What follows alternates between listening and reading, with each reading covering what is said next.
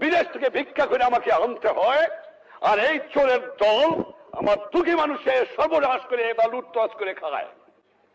এই জন্য জীবনের যৌবন নষ্ট করি নাই, এই জন্য শহীদরা রক্ত দিয়ে যায় নাই যে কয়েকটা চোরাকারবারি মুনাফাখোর ঘুষখোর দেশের সম্পদ বাইরে বাইর করে দিয়ে আসে, জিনিসের দাম গুদাম করে মানুষকে না খাওয়া মারে।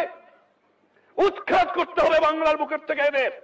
টাকা নাই, পয়সা নাই, চাল নাই, ডাল নাই, রাস্তা নাই, রেলওয়ে ভেঙে দিয়ে গেছে।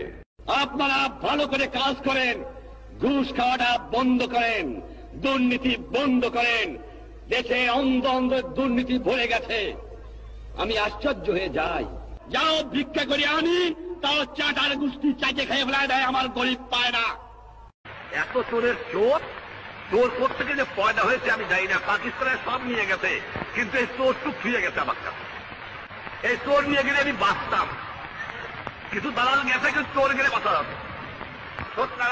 20 জন লোক শিক্ষিত, আমরা 20 জন, তার মধ্যে 5 জন লোক আমরা বলতে পারি আমরা শিক্ষিত। আজকে একটা কথা প্রশ্ন আমার, এই যে দুর্নীতির কথা বললাম, আমার কৃষক দুর্নীতিবাদ না,